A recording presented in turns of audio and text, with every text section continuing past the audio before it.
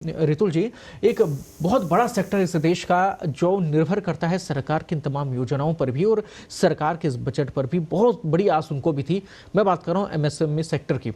इसमें क्या कुछ उनको मिल पाया है? उनके लिए क्या गवर्नमेंट की तरफ से पिटारा खुला है?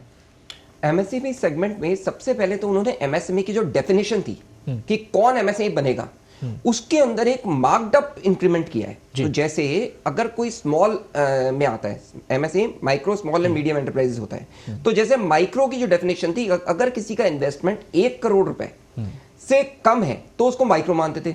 सरकार ने 2.5 गुना बढ़ाकर उसको 2.5 करोड़ कर दिया। और टर्नओवर अगर 5 करोड़ से कम है तो माइक्रो माना जाता है, उसको 10 करोड़ कर दिया। यानी कि जितने इन्वेस्टमेंट के क्राइटेरिया थे उसको 2.5% इंक्रीज किया है और जितने टर्नओवर के क्राइटेरिया थे उनको डबल कर दिया है सरकार ने। अब इसका फायदा क्या हुआ? मतलब क्राइटेरिया डबल किया, ये तो एक फैक्ट्स की बात हुई, लेकिन इसका इंपैक्ट एमएसएमई के ऊपर क्या पड़ेगा? यानी कि जो ऑर्गेनाइजेशंस ग्रो कर रही हैं, मान लो आज कोई ऑर्गेनाइजेशन 250 करोड़ 300 करोड़ पहुंच गई, तो वो तो मीडियम एंटरप्राइज से बाहर निकल गई थी। वो 300 करोड़ की जगह, क्योंकि अब 250 की जगह 500 हो गया है उसका टर्नओवर की लिमिट, तो आज भी वो मीडियम में आ जाएगी। और मीडियम के अंदर बहुत सारी सरकार की कर्ज की योजना होती है। आज मान लो उनको लोन्स दिए जाते हैं, वो एमएसएमई को प्रायोरिटी सेगमेंट लेंडिंग में माना जाता है, तो उनके अंदर जो इंटरेस्ट की रेट होती है वो कम होती है। इसके अलावा एमएसएमई के लिए कुछ सरकार के प्रावधान ऐसे हैं कि 45 डेज से ज्यादा अगर कोई डिले करता है तो उसको 18% का ब्याज देना पड़ेगा, कंपल्सरीली देना पड़ेगा। तो वो बेनिफिट भी उनको माइक्रो एंड स्मॉल को मिल जाएगा कि भाई अब क्योंकि आपकी कैटेगरी ऊपर हो गई तो आपका जो पेमेंट रिकवरी है वो टाइमली हो जाएगी।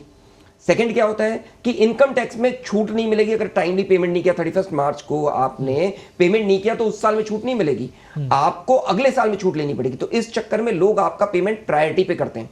तो अब क्या हो रहा है, जैसे जैसे क्रेडिट वर्दीनेस बढ़ती है, अगर एमएसएमई को टाइम पे पैसा मिलना शुरू हो जाए उनके माल का, तो वो उनके लिए सबसे बड़ा लाभदायक काम है।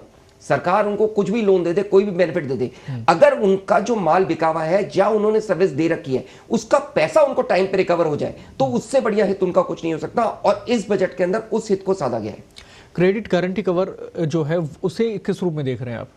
Credit guarantee cover is a very good aspect जो बजट के अंदर, उसमें भी कुछ इंक्रीमेंट सरकार ने किए हैं, बट वो एक सेकेंडरी पार्ट है। मैं जो प्राइमरी पार्ट देख रहा हूं वो ये देख रहा हूं कि ये जो ज्यादा से ज्यादा यूनिट्स को एमएसएमई के अंदर ये लोग लेके आए हैं, वो मुझे लगता है कि एक बहुत बड़ा अचीवमेंट है इस सरकार के लिए और इस बजट के लिए। साथ में एक और अच्छी चीज जो मेरे को लगता है कि which is a wonderful thing which has happened, gig workers. आज की डेट में इतना बड़ा युवा वर्ग है जो गिग वर्कर के रूप में काम करता है। आपने कभी अगर जोमेटो या स्विगी से अपने घर पे सामान मंगाया, तो वो जो मोटरसाइकिल पे बच्चे सामान लेके आ रहे हैं ना, वो एक एक बच्चा दिन में 2-2, 3-3, 4-4 हजार रुपए तक कमा लेता है। इमेजिन करिए कि वो सिर्फ मोटरसाइकिल चला के 2,000 रुपए कमा रहा है, पर उसका कोई सिक्योरिटी कवर नहीं था। आज सरकार बोल रही है कि हम उनको सोशल सिक्योरिटी देंगे, हम उनको हेल्थ बेनिफिट देंगे।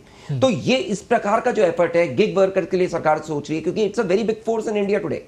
आज भारत में एक बहुत बड़ा फोर्स डेवलप हो चुका है गिग वर्कर्स का। ये एक नया सेगमेंट डेवलप हो चुका है। जैसे हम बोलते हैं एग्रीकल्चर इंडस्ट्री, वैसे गिग वर्कर भी एक अलग सेगमेंट हो गया है जो बहुत बड़ा एम्प्लॉयमेंट सेगमेंट है।